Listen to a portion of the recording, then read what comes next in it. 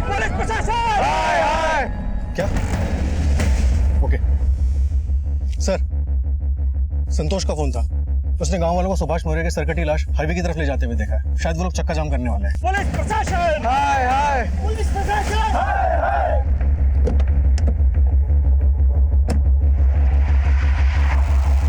Police प्रशासन। हाय हाय। Police प्रशासन। हाय हाय। Police प्रशासन। हाय हाय। पुलिस प्रशासन। हाय हाय। पुलिस प्रशासन। हाय हाय। पुलिस प्रशासन। हाय हाय। पुलिस प्रशासन। हाय हाय। रुक जाइए, पुलिस प्रशासन। हाय हाय। रुक जाइए। जब तक सुभाष का कटा हुआ सर नहीं मिल जाता और उनके कातिलों का पता नहीं चल जाता, अब हाईवे को जाम कर रखेंगे। चलो बढ़ो आगे।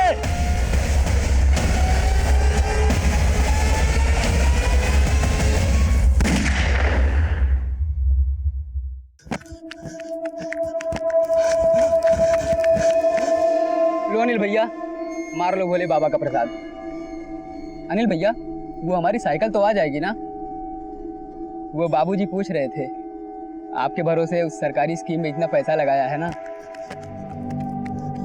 अनिल भैया गजब हो गया। इतना हाफ क्यों रहे हो? वो सुखाराम की बैल पीछे पड़ गई है क्या? बैल नहीं, पूरा गांव पीछे पड़ा है। वो सरकारी स्कीम वाले लल्लन और बच्ची पांडे दिल्ली की ठगी निकले। वो सिलाई मशीन, ट्रैक्टर, वो सब झूठा था। सारे पैसे लेके भाग गए। अरे कब सुधरेगा तू अनिल? पहले पूरे घर का पैसा डुबोया, अब पूरे गांव वालों को डुबो दिया। अरे खोपड़ी में दिमाग है, उसको चिल्ला मार के फूंक दिया तूने। हम अपने भाई के बेवकूफी के लिए आप सबसे माफी मांगते हैं। गलती तुम्हारी नहीं, तुम्हारे भाई की है। इस काम के सभी लोग तुम्हें बहुत मानते हैं, जिसकी वजह से पंचों ने पुलिस को नहीं बुलाया। पर तुम्हारे भाई की वजह से जिन लोगों के पैसे डूबे हैं वो तो लौटाने ही पड़ेंगे। तुम्हें 1 साल का वक्त दिया जाता है ताकि तुम पर अधिक दबाव ना पड़े।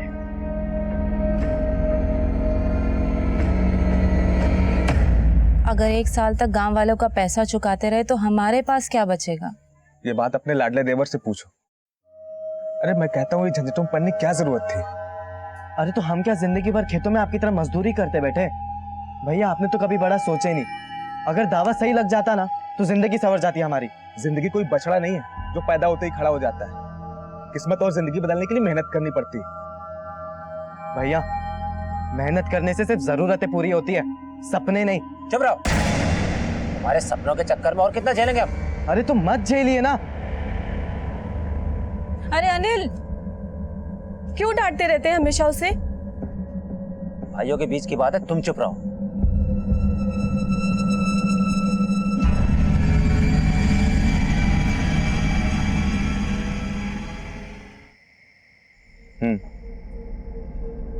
चलो बाद में बात करते हैं। अनिल, हाँ भैया, चले?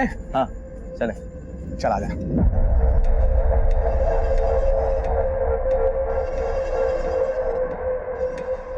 दीदी, आप बड़ी किस्मत वाली हो।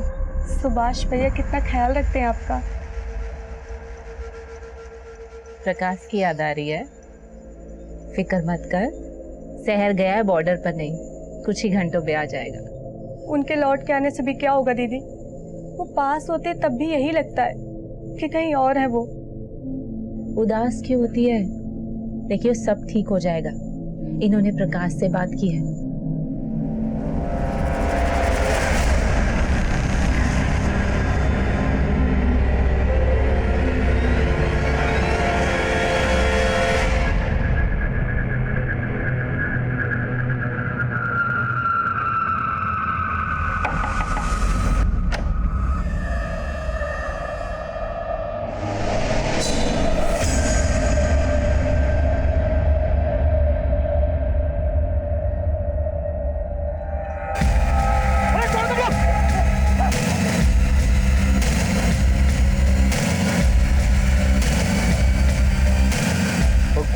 गोपाल की जय कन्हैया लाल की।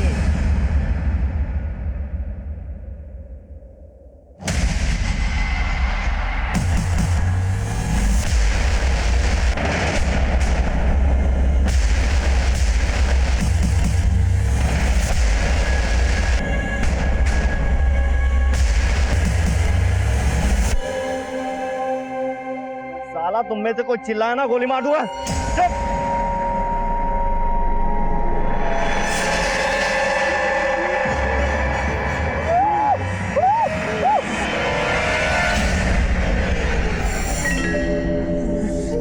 चलो चलो।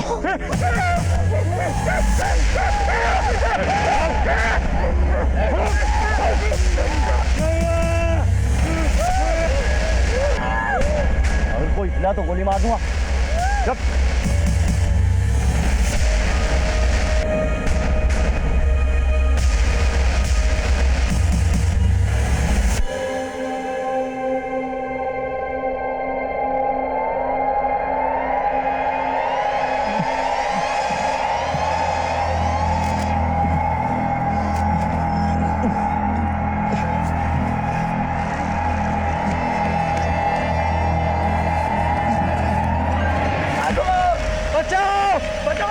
डाकू आ गए, डाकू आ गए, बचाओ। अरे जागो जागो, अरे डाकू आ गए, बाहर निकलो सब। अरे डाकू आ गए।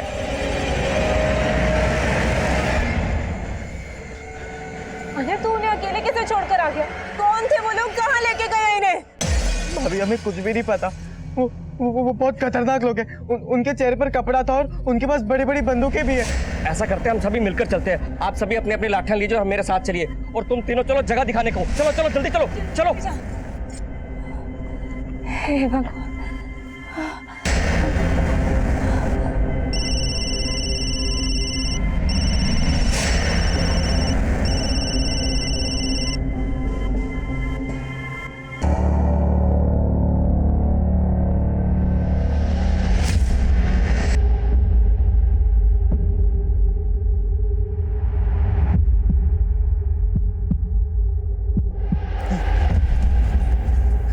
सरपंच जी, ये वही जगह जहाँ पर हम पे हमला हुआ था। वही कई झाड़ियों के पीछे हमें बांध के रखा था।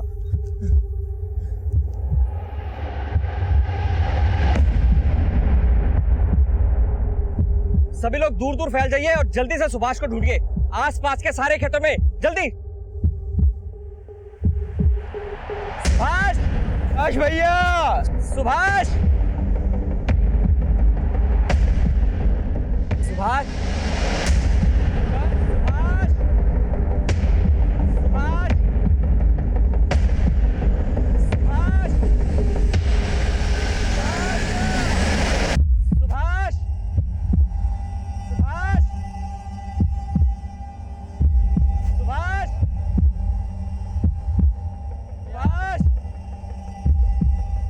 क्या हुआ सरपंच जी? डाकू आए थे, अनिल, पीयूष और धर्मपाल को बुरी तरह से पीटा और शायद वो सुभाष को अपने साथ ले गए। वो कहीं मिल ही नहीं रहा है। क्या? सुभाष, सुभाष भैया, सुभाष,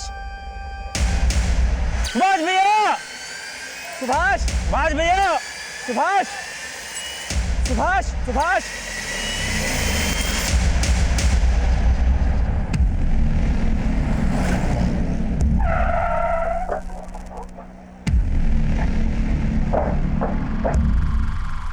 साहब, हमारा नाम धर्मपाल है। ट्रांसपोर्ट का काम है हमारा। टेम्पो, ट्रैक्टर ये सब भाड़े पर देते हैं हम। कल रात हिसाब का पैसा लेकर लौट रहे थे तो गमछा पहने 3 लोगों ने हम पर हमला कर दिया, हमें पीटा। एक के पास तो बंदूक भी थी साहब। हमसे हमारे पैसे भी छीन लिए और फिर हमें बांध कर वहीं इंतजार करने लग गए। और फिर बेचारा वहाँ सुभाष आ गया और फिर अनिल और पीयूष आ गए। साहब, हम और पीयूष वहाँ से खाट लेकर आ रहे थे, फिर अचानक हम पर लाठियों की बरसात होने लगी। हमें तो पता ही नहीं चल रहा था साहब कि क्या हो रहा है। उन लुटेरों के चेहरे नहीं देखे तुमने, पर उनकी बातें तो सुनी होगी। वो क्या बातें कर रहे थे आपस में? नहीं साहब, आपस में ऐसा कुछ तो बात नहीं कर रहे थे, बस बार बार हमको धमका रहे थे। फिर हम सबको बांध दिया साहब और सुभाष भैया को वहाँ से पीछे की ओर लेके चले गए। और साहब फिर थोड़ी देर बाद हमने हिम्मत की, अपने हाथ खोले और अपनी जान बचाने के लिए भागे साहब। इससे पहले तुम्हारे गांव में कोई ऐसी वारदात हुई है क्या? साहब, इससे पहले भी 1-2 लूटपाट की वारदातें हुई थी, मगर वो लोग ऐसे किसी को साथ में नहीं लेके गए।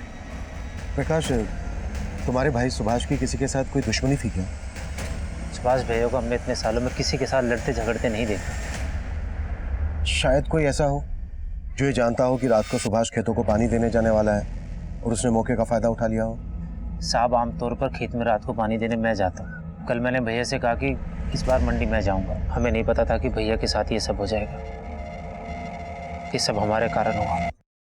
अनिल, पीयूष और धर्मपाल, तीनों के बयान बिल्कुल एक जैसे हैं। लग तो यही रहा है कि मामला लूट का है। पर एक बात समझ में नहीं आ रही है, अगर ये मामला सिर्फ लूट का है तो फिर वो लोग सुभाष को अपने साथ क्यों ले गए? सर पूरा खेत और आसपास के जंगलों में शांत है।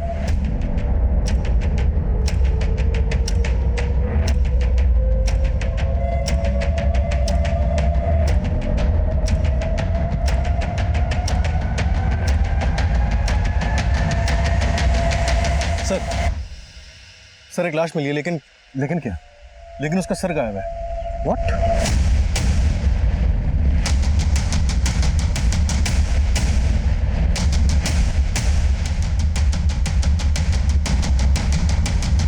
भैया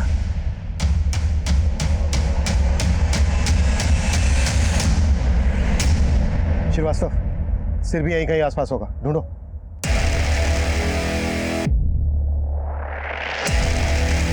रुक चाचा, अरे रोक कह रहा था, ले संभाल के पकड़ इसको। इस आदमी ने परेशान करके रख दिया यार। अरे चाचा यार, तू अपना इलाज क्यों नहीं करवाता? पानी पीता कम है, निकालता ज्यादा है। अब जल्दी कर, वो उल्टी खोपड़ी गिरा देगा। हाँ चाचा, बैठो जल्दी यार, बैठो बैठे। हाँ चले।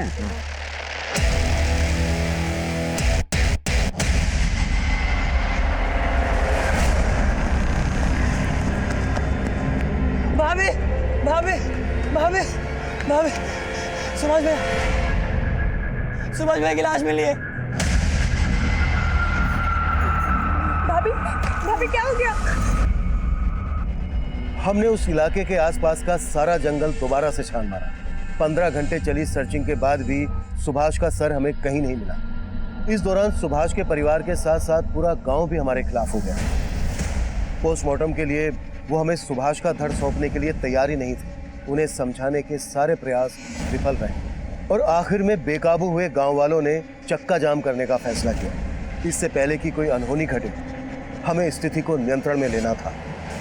गांव वालों का खोया हुआ भरोसा वापस जीतना था। देखिए, हम लोग यहाँ आप लोगों की मदद के लिए ही आए हैं। आप लोग यही चाहते हैं ना कि सुभाष के कातिल पकड़े जाएं? हम भी यही चाहते हैं, लेकिन उसके लिए जरूरी है सुभाष का पोस्टमार्टम होना। मेरे भाई का सर चाहिए मुझे। आपने तो हाथ खड़े कर दिए कि उसका सर नहीं मिला। अगर आप लोगों में से कोई हमारी बात को समझ रहा है तो प्लीज समझाइए इसे। देखो, जितनी देर होगी पोस्टमार्टम रिपोर्ट आने में, उतनी ही देर होगी तुम्हारे भाई को इंसाफ मिलने में।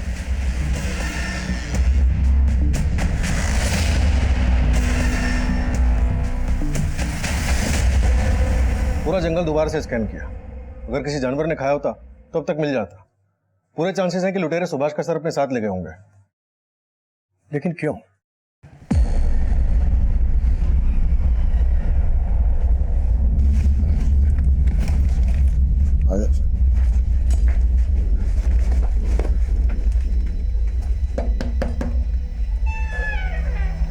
काम हो गया आपका। जैसी मांगी थी वैसी खोपड़ी लाए। कातिल सर का क्या करेंगे ये बात समझ में नहीं आ रही है। ये लोग पहले से उस जगह पर घात लगाकर बैठे थे। सबसे पहले इन्होंने धर्मपाल को पकड़ा, उसे पीटा, लूटा और बांध दिया। और फिर वहां सुभाष आया, उसे भी पीटा और बांध दिया गया।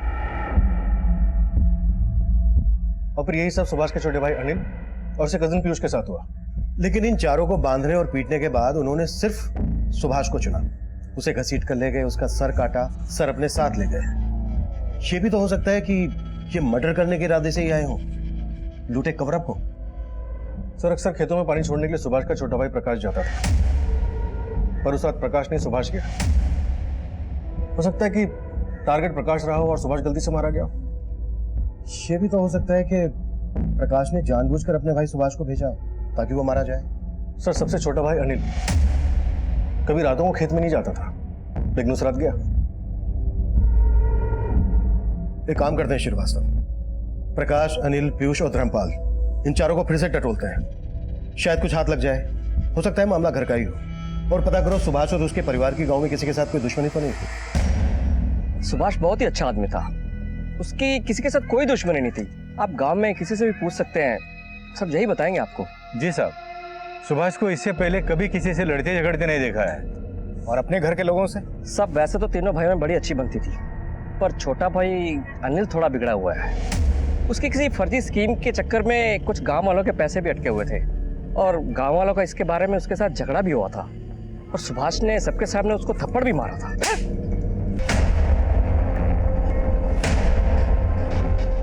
वो दिन क्यों चुना? कैसा सवाल है साहब? बहुत ही सीधा सा सवाल है प्रकाश। रोज खेतों को पानी देने तुम जाते थे और तुम्हारा भाई सुभाष मंडी, लेकिन उस दिन उल्टा हुआ और तुम्हारा भाई मारा गया। पर मुझे मालूम होता उस दिन वहां कुछ ऐसा होने वाला है, मैं खुद जाता, भैया को कभी नहीं जाने देता। सब सुभाष, प्रकाश और अनिल, जहाँ तक हम जानते हैं तीनों भाइयों में बहुत अच्छी बनती थी। सीधे साधे लोग हैं साहब। आप बार बार हमसे वही सवाल क्यों पूछ रहे? साहब हमने हमारे भैया को खोया है और साहब हमें परेशान करने से अच्छा आप जाके भैया के कातिलों को ढूंढिए। हमें आपको जो कुछ भी बताना था ना, हम आपको सब बता चुके। ठीक से याद कर लो अनिल, क्या वाकई में तुमने हमें सब बता दिया? जी साहब, सब बता चुके। पूरी पंचायत के सामने तुम्हारे भैया सुभाष ने तुम्हें थप्पड़ मारा था, ये बात तो तुमने हमें बताई नहीं, और ना ही अपनी उस फ्रॉड सरकारी स्कीम के बारे में हमें बताया। साहब अनिल ने जानबूझ के फर्जी स्कीम सबको नहीं बेची थी साहब, और सब धोखा तो हमारे साथ भी तो हुआ ना साहब। लेकिन सुभाष ने इसके लिए अनिल को जिम्मेदार ठहराया था, उसकी बेइज्जती की थी सबके सामने, इसलिए अनिल ने और तुमने मिलकर सुभाष को ही कहीं। ये क्या बोल रहे साहब आप? ना मैं ऐसा कर सकता हूँ ना अनिल। तो क्या प्रकाश ऐसा कर सकता है? आप पागल हो गए? हमारे लिए और प्रकाश भैया के लिए सुभाष भैया पिता समान थे। सब कुछ भी बोले जा रहे हो आप। गुस्से की धार अक्सर रिश्तों की डोर काट देती है। जब सुभाष ने सबके सामने तुम्हें थप्पड़ मारा था, गुस्सा तो आया होगा तुम्हें। तीनों भाइयों का रिश्ता इतना कच्चा नहीं था साहब। लेकिन ये बात एकदम पक्की है कि किसी ने तगड़ी दुश्मनी निकाली तुम्हारे भाई से, वरना कोई उसका सर काट के क्यों ले जाता। अगर दुश्मन घर के भीतर का नहीं है तो फिर कौन हो सकता है? हम नहीं जानते। पता नहीं साहब।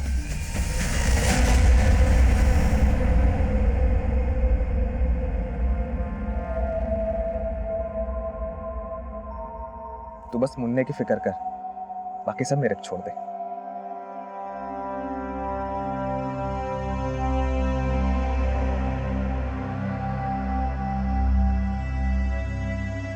दीदी, मुझे कुछ ठीक नहीं लग रहा है। प्रकाश कभी मंडी नहीं जाते थे, लेकिन उस दिन गए। उस रात जब ये सब हुआ तो हमने उन्हें फोन भी किया था। उन्होंने फोन काट दिया और फिर बंद कर लिया। क्या ये सब इत्तेफाक है? प्रकाश, अनिल, पीयूष, धर्मपाल, सबके सब एक ही बात दोहरा रहे हैं। इनमें से कोई तो है जो कुछ छुपा रहा है। कुंडली निकालो सबकी। सर, जिस तरह से सर काटा गया उससे लगता है किसी पेशेवर का काम है। 3 लोग थे, किसी गैंग से जुड़े हुए हो सकते हैं। शायद सुभाष के किसी दुश्मन ने सुपारी दी। पंजरिया गांव के आसपास के हिस्ट्री शीटर्स को खंगालो, खबरियों को लगा दो काम पर। और रिकॉर्ड्स कब तक आ रहे हैं? कल तक आ जाएंगे सर। गुड। मर्डर का मोटिव पता करना होगा, सुभाष को क्यों मरवाया गया और उसके सर के साथ क्या किया गया।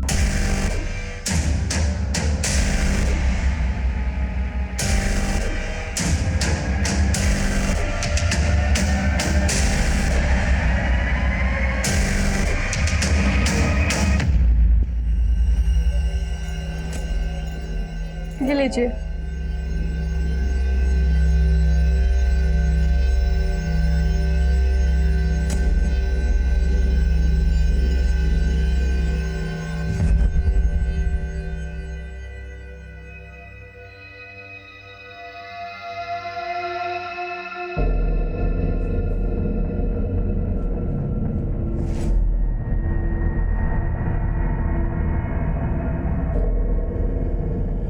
साहब, सुभाष के घर पे तो मातम सा छाया हुआ। उसके परिवार के हर मेंबर पे नजर रखे, लेकिन कोई हरकत नहीं दिखाई दी। सब लोग शोक में ही है। और पंजरिया में कोई नया बंदा दिखा जिसने शायद सुभाष की सुपारी ली हो? वो काम भी चल रहा है सर। सुपारी लेने वाले सभी गैंग में छानबीन कर, जैसे कुछ पता चलता है मैं आपको बताता हूँ। भाभी, अगर उस दिन हम भैया की जगह मंडी नहीं गए होते, आज सुभाष भैया। हमने उस रात आपको फोन भी किया था, आपने फोन काट दिया और फिर बंद कर दिया। क्यों? हम भाभी से बात कर रहे हैं, अंदर जाओ। हमसे कुछ छुपा नहीं है। ज्यादा होशियार बन तुम। क्या बात करें तुमसे? जब से तुम इस घर में आई हो ना, पूरा सुकून छीन लिया है।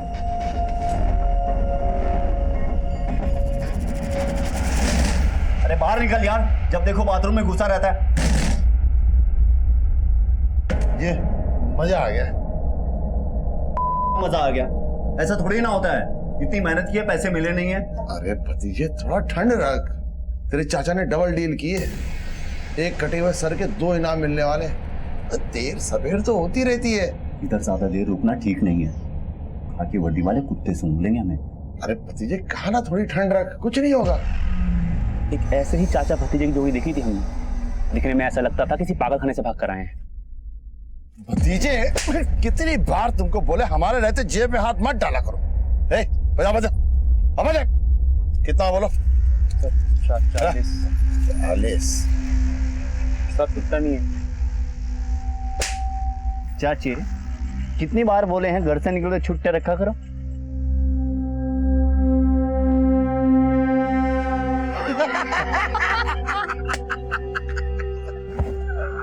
बड़े अजीब लोग थे, या यूं कहें कि पूरे के पूरे पागल थे। अच्छा मगलू, ये सुभाष मौर्य की फैमिली के बारे में कुछ मालूम है क्या?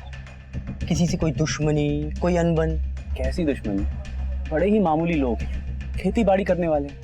पर हाँ, जब हमें यह मालूम चला कि सुभाष मौर्य का सर गायब है, तब मेरे दिमाग की बत्ती चली। अच्छा, तो अपने इस दिमाग की बत्ती की रोशनी जरा हमारे केस पे भी डालना। क्या है कि मुझे ये मामला ना दुश्मनी का नहीं लगता, तो हमें लगता है कि ये जादू टोने का मामला है। ये 6 महीने पहले पास के गांव में बिल्कुल ऐसा मामला हुआ था, बस फर्क इतना है कि यहाँ हाथ गायब थे, यहाँ सर गायब है। सर, सुभाष की पोस्टमार्टम रिपोर्ट आ गई है। गला किसी तेज धार वाले हथियार से काटा गया, वो भी एक ही बार में। बॉडी पे गए घाव है, लेकिन मौत गला कटने से हुई है। लेकिन ये सर काट कर ले जाने के पीछे क्या मकसद हो सकता है? सर, ये कोई घरेलू मामला नहीं लग रहा है। खबरी भोला से फोन पे बात हुई थी, वो भी आ ही रहा है। उसका कहना है कि पंजरिया से कुछ 25 किलोमीटर दूर सूरागंज गांव में कुछ इसी तरह की वारदातें घटी थी। कहना है कि कोई जादू टोने वाला मामला है। जादू टोना यानी नरबली दी गई है। लेकिन उस वक्त वहां पर 4 लोग मौजूद थे, उनमें से सिर्फ सुभाष को ही टारगेट क्यों बनाया गया?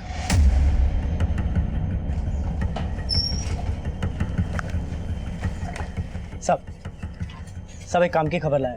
बोल। वो अपना हिस्ट्री शीटर है ना, विराज बनारसी, पंजरिया में देखा गया।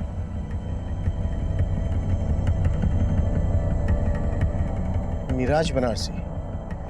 मिराज बनारसी लूट के काफी बड़े केसेस में इन्वॉल्व रहता है। तो 2000 रुपए की लूट के लिए इतनी मेहनत क्यों करेगा? बाद में कोई वजन नहीं है। एक भारी खबर भी लाया साहब। बोलना। गांव में 2 नए कबूतर आए, चाचा भतीजे की जोड़ी। देखने में पागल टाइप के। सर, हो सकता है कि उनका इस केस में कोई हाथ हो। चाचा भतीजे की जोड़ी? जिसने भी इस जोड़ी को देखा है उसकी मदद से इनके स्केचेस बनवा। और ये जादू टोने के बारे में क्या बोल रहा था? हाँ साहब, वो सूरागंज गांव है ना साहब, वहाँ पे भी ऐसे 2 केस सामने आए। 2 लाशें मिली, एक का सर गायब है और एक का हाथ। हमें इस जादू टोने वाले एंगल में और घुसना चाहिए, क्योंकि सर काटने के पीछे ही वजह हो सकती है। बोला, सुभाष की फैमिली को और खंगालो। अनिल, प्रकाश, धर्मपाल और पीयूष, इन सबके पुराने पापों की पड़ताल कर। चल निकल। सूरजगंज में जो लाशें मिली हैं, सर कटी हुई और हाथ कटी हुई, इनका पूरा चक्कर पता करो, लेकिन अपने खुफिया तरीके से। किसी को कानो कान खबर नहीं लगनी चाहिए। समझ गया सर।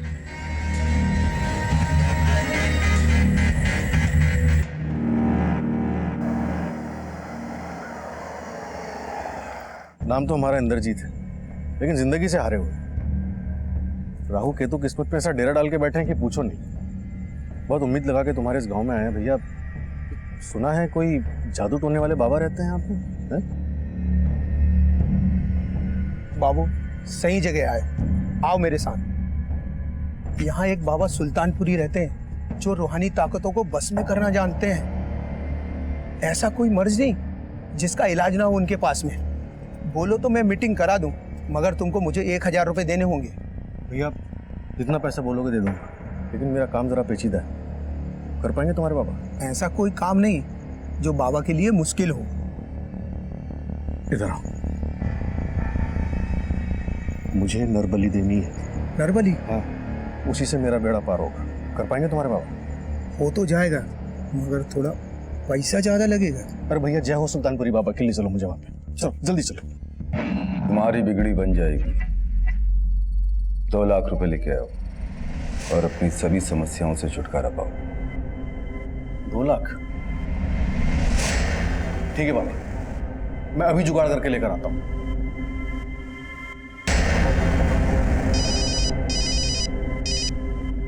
हाँ श्रीवास्तव, सूरज का बाबा सुल्तानपुरी नरबली करने के लिए तैयार हो गया सर। ले आओ इस बाबा को। अब इस पर जादू टोना हम करेंगे हमारे तरीके से सर।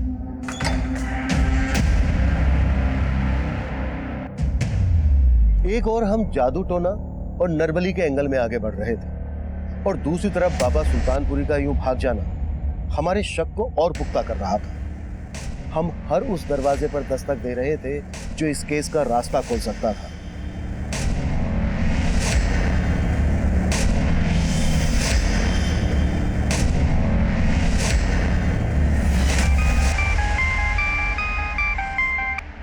हेलो साहब, एक नई बात पता चली है। ये सुभाष का भाई प्रकाश पहले धर्मपाल के वहाँ काम करता था, लेकिन अभी कुछ दिनों पहले धर्मपाल ने उसे नौकरी से निकाल दिया। ये बात ना धर्मपाल ने बताई और ना ही प्रकाश ने। लगता है सुभाष की फैमिली काफी कुछ छुपा रही है हमसे।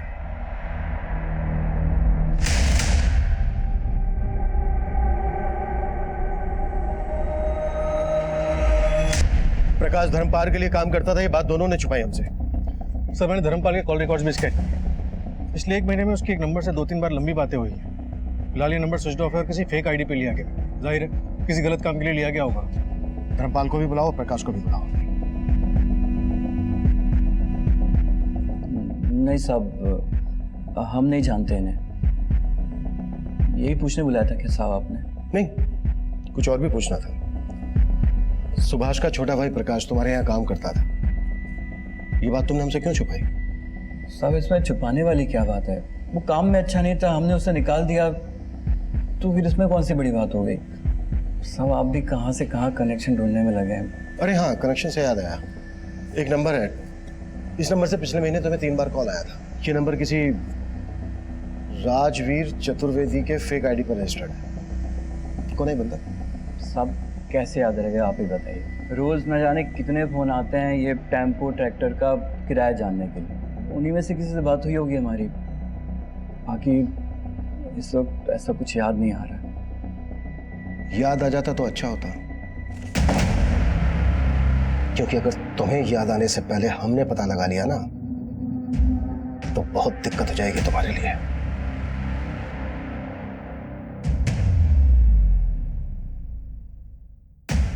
सर हम इन फोटो के बारे में बता चुके हैं, हम इनमें से किसी को नहीं जानते। सर हम धर्मपाल के यहाँ नौकरी करते थे, उसको सही नहीं लगा, उसने हमें निकाल दिया। प्रकाश तुम्हें क्या लगता है ये धर्मपाल मरवा सकता है तुम्हारे भाई को? तुम्हारे भाई की कोई दुश्मनी रही है धर्मपाल के साथ?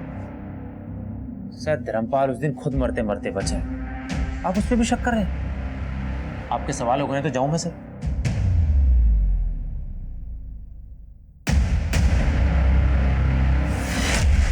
सच बोल रहा हूँ भाई, सुभाष ने प्रकाश की शादी उससे बिना पूछे तय कर दी थी। एक बार हमसे पूछ तो लेते, हमें नहीं करनी है शादी। अरे इसमें पूछने वाली बात क्या है प्रकाश? हमारे बाबूजी ने हमसे पूछ के शादी की थी हमारी। अब देख हमने जुबान दे दी तो हमारी जुबान की कोई कीमत नहीं है क्या? शादी तेरी सुमन से ही होगी, बस बोल दिए हम। हाँ सच है कि हम सुमन से शादी नहीं करना चाहते, नाराज थे भैया से। इसका मतलब ये तो नहीं कि हम अपने भैया को मार दें। अगर हमें मारना ही होता ना तो हम अपनी बीवी को नहीं मार देते। मतलब मारने के बारे में तुमने सोचा जरूर था? हम तो ये सोच रहे हैं साहब, आपके गोल गोल घुमाने में दिलचस्पी है, हमारे भैया के कातिलों को ढूंढने में नहीं। हमें शादी के खिलाफ थे, लेकिन हम अपने भैया के फैसलों की इज्जत करते थे। सुमन के साथ शादी करके खुश हो तुम? जी नहीं, काट रहे हैं, बिना किसी शिकायत के काट रहे हैं।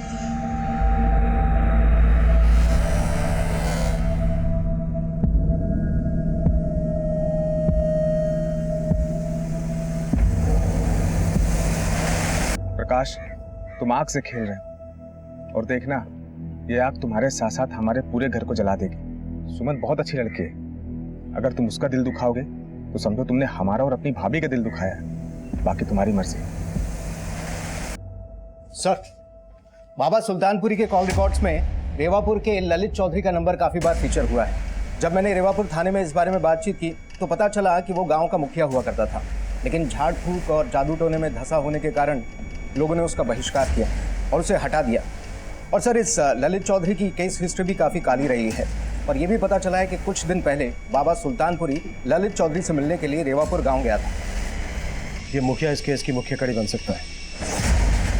उठा लो इस ललित चौधरी को। सर। कौन सुभाष और ये कौन बाबा सुल्तानपुरी?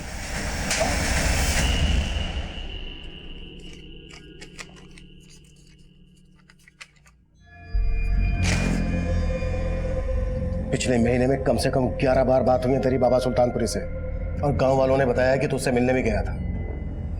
अब जल्दी से बाबा का ठिकाना बता दे हमें, नहीं तो तुझे ठिकाने लगा दूंगा। अरे साहब, गांव वालों को तो पता नहीं किसी जन्म का बैर है मुझसे। झाड़ फूक के झूठे इल्जाम में मुझे मुखिया की कुर्सी से हटा दिया। अब ये इल्जाम, कसम से साहब मैं किसी बाबा को नहीं जानता। सिद्धार्थ सर इसकी हेकड़ी तो निकाल। सर, इस ललित चौधरी को काफी तोड़ा, लेकिन लगता है बहुत ही मोटी चमड़ी का है, टूटने का नाम नहीं ले रहा है। लेगा, जरूर लेगा, तोड़ते रहो। सर श्रीवास्तव, तुम ललित चौधरी की घर की तलाशी के लिए निकलो, शायद कोई काम की चीज हाथ लग जाए। सर।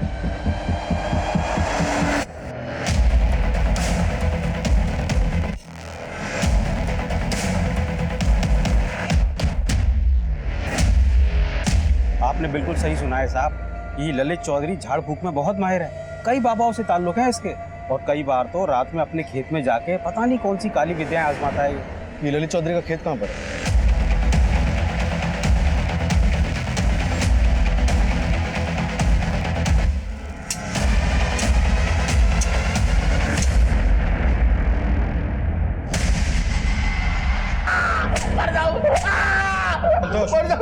मत मारो साहब, मैं बताता हूँ, मैंने ही वो खोपड़ी अपने खेत में दफन की थी, पर मैं ये नहीं जानता कि किसकी खोपड़ी थी। मुझे तो बस बाबा गुलफाम आजाद ने ये कहा था, एक खोपड़ी का बंदोबस्त करो।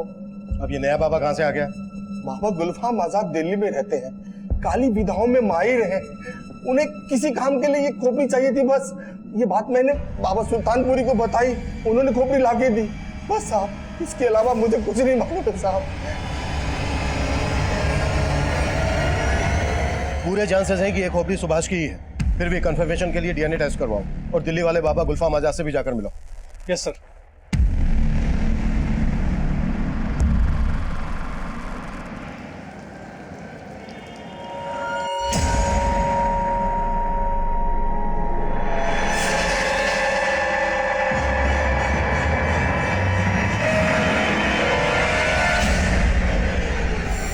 सर, इन चाचा भतीजा का भी क्रिमिनल रिकॉर्ड रहा है। इनके असली नाम फजलू और बिल्लू है। पंजाब में लूट और मारपीट के 2-3 केसेस में इनका नाम उछला था, कुछ टाइम अंदर भी थे। सुभाष की मौत के आसपास फजलू और बिल्लू पंजरिया में देखे जाते हैं। हो सकता है इस बार ये चचा भतीजे मारपीट और लूटपाट से आगे निकल गए हो, मर्डर की सुपारी ली हो। हिस्ट्री शीटर मिराज बनारसी भी इसी दौरान देखा जाता है। कातिल कुल 3 लोग थे। अगर देखा जाए तो कड़ियां जुड़ तो रही हैं, लेकिन कई सवाल भी खड़े कर रही हैं। अगर हम ये मानकर चलें कि इन चाचा भतीजे ने बाबा सुल्तानपुरी को इंसान की खोपड़ी सप्लाई करने के लिए सुभाष का सर कलम किया, तो सवाल ये उठता है कि सुभाष ही क्यों, अनिल, पीयूष और धर्मपाल क्यों नहीं?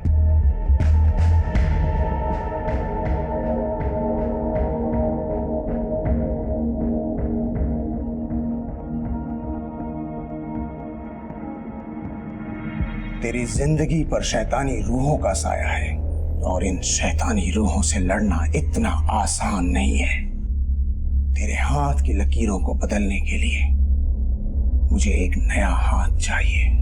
तुझे किसी आदमी का दायां हाथ काट कर लाना होगा। बाबा, आपका दायां हाथ काट दूं चलेगा?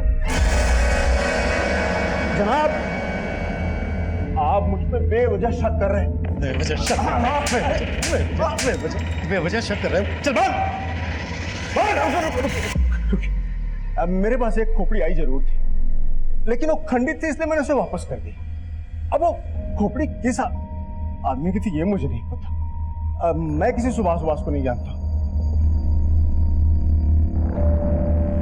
ना, मैं इसमें से किसी को नहीं जानता। जनाब, मैं गुनहगार नहीं हूं, रूहानी ताकतों का इस्तेमाल मैं लोगों की परेशानियां दूर करने के लिए करता हूं। बस बस अब खुद की दूर करने के लिए करना, क्योंकि जेल में तुझ पर बहुत सी परेशानी आने वाली है।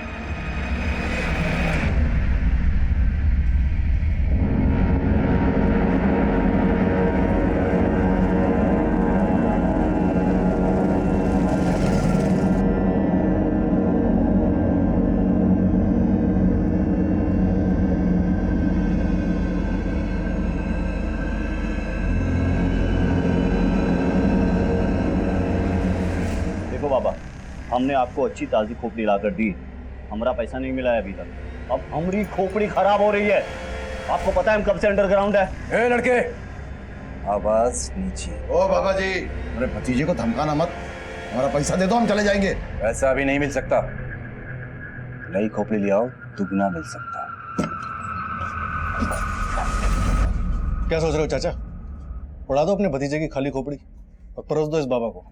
अरे बात तो सुनिए साहब, ये सुनिए बात। अरे क्या, लेकिन ये वो हमने क्या आए थे भाई? हमारे हाथ सिर्फ वो चाचा भतीजा ही नहीं बल्कि बाबा सुल्तानपुरी भी लगा।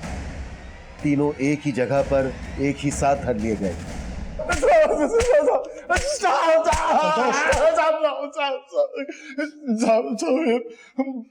बाबा सुल्तानपुरी बहुत उल्टी खोपड़ी है साहब। उसने हमको 2 लाख रुपए ऑफर दिया कटी हुई मुंडी लाने के लिए। साहब मुझे ललित चौधरी ने 5 लाख रुपए देने का वादा किया था। उसे एक इंसानी खोपड़ी चाहिए थी साहब। उसने कहा था काम खत्म होने के बाद पैसे देगा। मुझे बाबा गुलफाम आजाद ने 20 लाख रुपए देने का वादा किया था। किसी विधि के लिए उन्हें खोपड़ी चाहिए थी। जब उन्होंने खोपड़ी देखी तो वो नाराज हो गए। क्यों? ये नहीं चलेगी, इसके जबड़े टूटे हुए हैं। बाबा बड़ी मेहनत से मिली है, आप बोले तो गूंद से चिपका दूं। ले जा इसे, ये मेरे किसी काम की नहीं है। पर सुभाष को ही क्यों मारा? सुभाष के अलावा उस वक्त वहां पर 3 लोग और भी थे। सुभाष को ही क्यों टारगेट बनाया गया? साहब ये चुनाव मिराज बनारसी ने किया है, मर्डर भी उसी ने किया साहब, हमने नहीं किया। एक मिनट, ये मिराज कहाँ से आ गया बीच में? खोपड़ी की डील तो बाबा सुल्तानपुरी से हुई थी ना तुम्हारी? साहब वो हमें डबल डील मिला था साहब। कैसी डबल डील? देखो हमको किसी को टपकाने का काम मिला हुआ है, लेकिन काम बहुत फैला हुआ है, हमसे अकेले होगा नहीं। देखो मिराज भाई, हम लोगों ने आज तक कहीं फूल मर्डर नहीं किया है और ना ही करना चाहते हैं। क्यों भतीजे? सही कहा चाचा। पहले पूरी बात तो सुनो। मारूंगा मैं ही, तुमको सिर्फ 7 देना है। देखो मुझे 1 लाख मिल रहा है, 50 तुमको दूंगा। मिराज भाई फेंको मत, हम जानते हैं आप 2 लाख से कम में काम नहीं करते। तो ठीक है, आखिरी ऑफर 80 दूंगा। बोलो 7 दोगे या कोई और बंदा ढूंढूं? लेकिन हमारी एक शर्त। कैसी शर्त? मतलब हमको मुनाफा डबल मिलेगा साहब, किसी को मारना भी नहीं पड़ेगा और मुंडी भी मिल जाएगी, जिसकी हमें वो सुल्तान बाबा 2 लाख रुपए देने वाला था। और बनारसी 80,000 देगा। मुंडी काटनी है? मुंडी का क्या करोगे तुम? दरवाजे में लटकाएंगे। आपको क्या करना है मिराज भाई? पेट में छुरा मारने वाले हो, गर्दन में मार देना। फिर ठीक है, मुंडी तेरे को गिफ्ट किया। साहब वादे के मुताबिक मिराज ने तो 80,000 दे दिए, लेकिन बाबा सुल्तानपुरी से पैसे नहीं मिले। मुझे भी नहीं मिले साहब, ललित चौधरी ने दिए ही नहीं मुझे पैसे। मुझे भी नहीं मिली। बाबा गुलफाम को खोपड़ी में दरार जो दिख गई। मतलब मिराज को सुपारी मिली थी सुभाष को मारने की, ये सही है? हाँ किसने दी थी? ये तो मेरा जाने साहब, हम आम खाते पेड़ नहीं गिरते साहब। सच कह रहे साहब।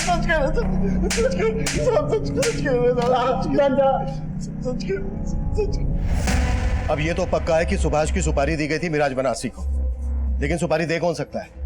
अनिल, प्रकाश, पीयूष और धर्मपाल, इनके खिलाफ तो कुछ मिला नहीं है। सर, धर्मपाल के कॉल रिकॉर्ड्स में एक फेक आईडी से लिया गया नंबर मिला था ना, हो सकता है वो सुपारी उठाने वाले का, मिराज बनारसी का।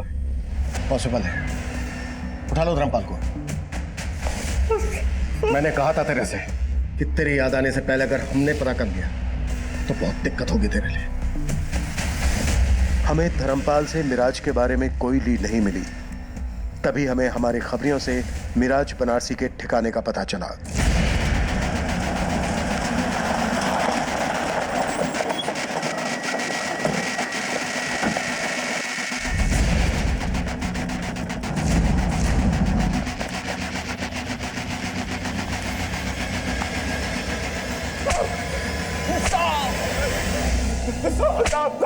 साहब और मत मारना साहब। चल हो जा शुरू। सुभाष को मारने की सुपारी मुझे धर्मपाल ने दी थी साहब। उस रात को जो हुआ सब प्लान के मुताबिक हुआ ताकि धर्मपाल पे किसी को शक न जाए साहब, लेकिन एक गड़बड़ हो गई जो हमने सोची भी नहीं थी।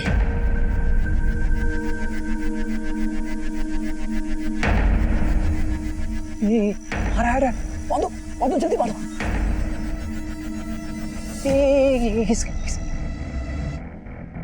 अरे ये तो सुभाष है यार, उसका बड़ा भाई। क्या करें? तुमको जो खोपड़ी चाहिए किसकी भी चलेगी। तो अपने भतीजे के काट कर जा।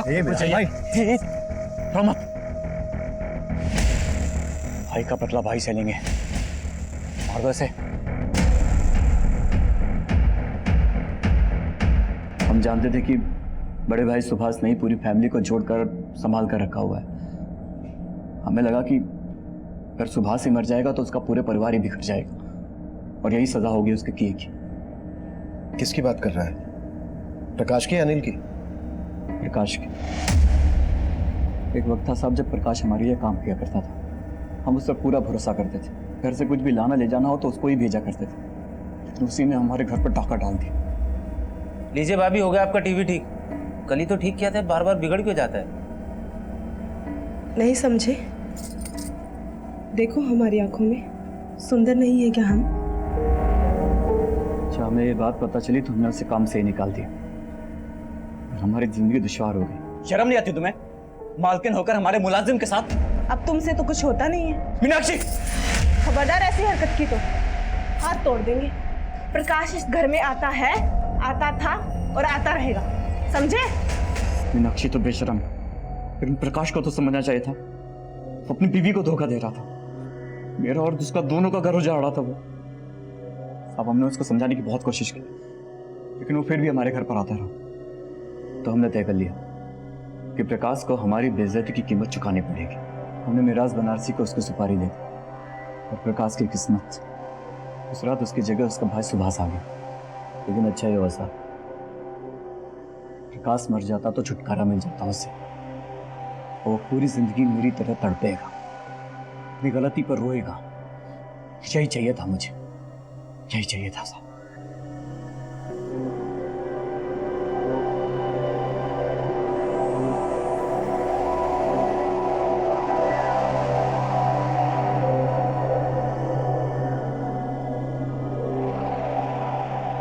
धर्मपाल जुडिशियल कस्टडी में है। धर्मपाल की पत्नी मीनाक्षी ने कोर्ट में डिवोर्स फाइल कर दिया है और दिल्ली से पकड़े गए बाबा गुलफाम आजाद ने इंटरोगेशन में यह कन्फेस किया कि वो देश के 5 राज्यों में ऑर्गन सप्लाई का रैकेट भी चला रहा था। धर्मपाल के अंदर एक लावा उबल रहा था। उसकी पत्नी की बेवफाई और ताने उसकी मर्दानगी को चोट पहुंचा रहे थे और आखिर एक दिन ये लावा फटा, जिसमें एक निर्दोष अपनी जान गंवा बैठा। सुभाष को इस बात का आभास बहुत पहले ही हो गया था कि उसका भाई आग से खेल रहा है। उसने होने वाले जुर्म की दस्तक महसूस की थी और सबको चेताया भी था, पर अफसोस इत्तेफाक के रचे इस खेल ने सुभाष को इस जुर्म का शिकार बना दिया। इस केस में एक और पहलू सामने आया जो हमारे समाज का बहुत बड़ा दुश्मन है। झाड़ फूंक, मैली विद्या, जादू टोने, अंधश्रद्धा। अक्सर ये टोटके डर के साए में पनपते हैं और ढोंगी पाखंडी बाबा इसकी आड़ में फेंका कारोबार करते हैं। किसी दूसरे इंसान की बलि देने से आपकी जिंदगी के सारे कष्ट दूर हो जाएंगे। ये बात सुनने में ही कितनी वाहियात और घिनौनी लगती है, लेकिन दुखद सच्चाई यही है कि लोग न सिर्फ इस पर विश्वास करते हैं बल्कि अमल भी करते हैं। हमारा इस केस को दिखाने का मकसद है देश में चल रही ऐसी अमानवीय रीतियों के खिलाफ लोगों को जागरूक करना। दूसरे लोगों की गलतियों से, उनके अनुभवों से सीखना ही समझदारी है। अब मैं सीनियर इंस्पेक्टर अभिमन्यु जिंदल आपसे इजाजत लेता हूं। आपसे फिर मुलाकात होगी एक नए केस के साथ। Crime petrol Dastak. मकसद बताना नहीं, बचाना है।